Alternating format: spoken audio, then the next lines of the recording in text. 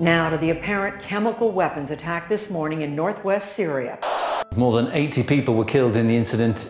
No excuse whatsoever for the deliberate attack on civilians and on children. There can be no future for Assad in a stable Syria. I looked at the New York Times to find out, to get the explanation, and they said, worst chemical attack in years in Syria. U.S. blames Assad, so it's all over and done with. This attack that you're seeing the product of right now comes just days after the Trump administration announced a major shift in the U.S. policy on Syria. That shift was no longer will the U.S. have any interest in regime change.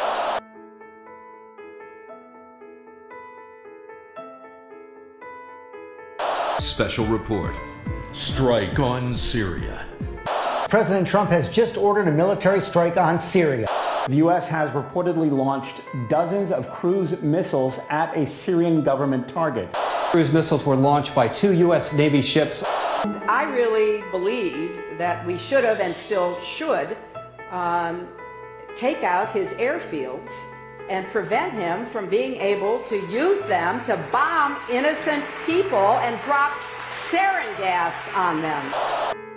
Tonight I ordered a targeted military strike on the airfield in Syria from where the chemical attack was launched. I think this is the single fastest punishing strike I have ever seen.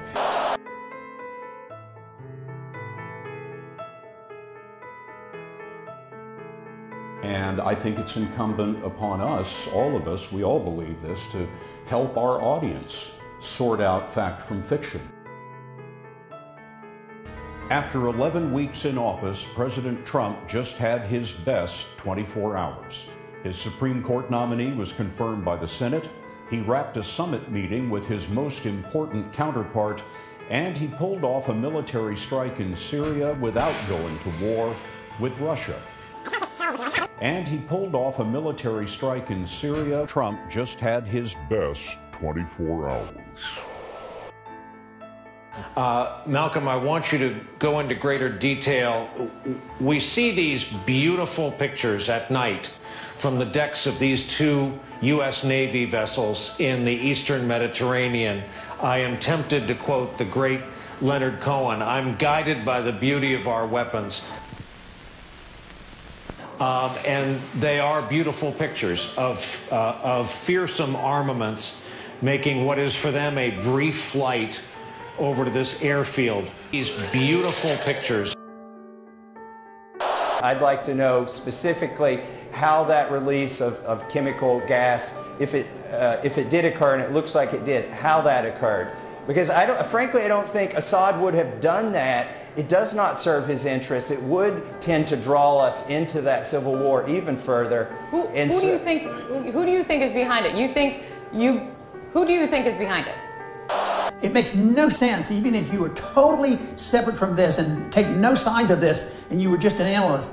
It doesn't make any sense for Assad under these conditions to all of a sudden use poison gases. I think it's zero chance that he would have done this.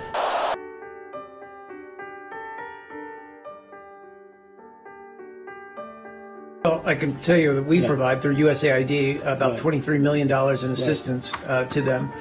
We're about to show you some very graphic and disturbing images from the fallout of a suspected chemical weapons attack in Syria.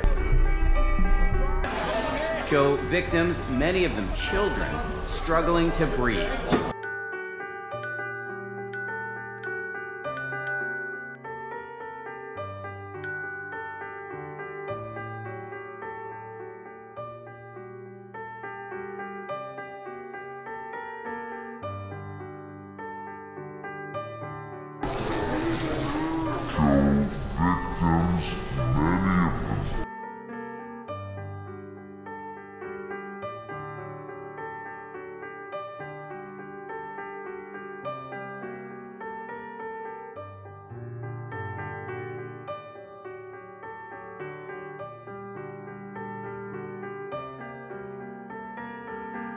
Ships in the Mediterranean, and those cruise missiles were targeting an airfield in Syria.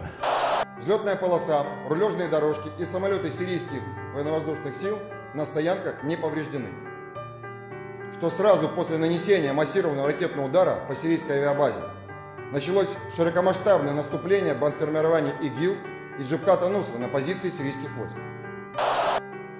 Secretary Mattis, who was CENTCOM commander in 2013 when President Obama decided not to take action against Syria, this is something he was frustrated by in 2013. He's now the Secretary of Defense. They had plans in place and they've gone ahead. What appeared on, to our investigation that that was used by the opponents, by the rebels. We have no indication at all that the government, Syria, the authority of the Syria government have used chemical weapons. Beyond any doubt that the Syrian regime has used chemical weapons against its own people multiple times. Опять поводом для развязывания агрессии служит не объективное расследование, а голословные заявления, подтасовки фактов, сотрясание фотографиями и псевдопробирками международных организаций. The policy of the government to say that we are attacking civilians, we are attacking hospitals, we are attacking schools, we are doing all these atrocities, that's not possible because you cannot work or go against your interests. You cannot go against your duty toward the people, otherwise you are going to lose the war as a government. You cannot withstand such a ferocious war for 5 years and a half while you are killing your own people. That's impossible.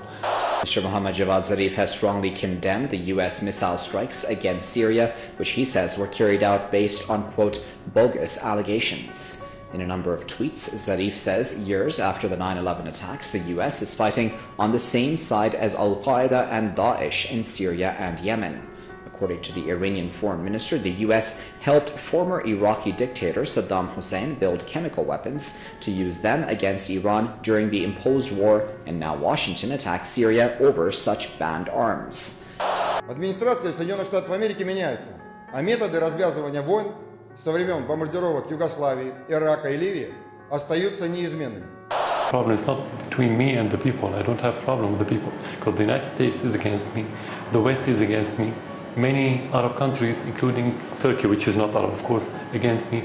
And if the Syrian people are against me, how can I be here? I'm not puppet. I wasn't made by the West. And some countries, they believe that they can control Syria through orders or through money or petrodollars. And this is impossible in Syria. This is the problem. It's not about reconciliation between the Syrian and the Syrian. You don't have civil war. It's about terrorism and support coming from abroad to support terrorists to destabilize Syria. This is our war.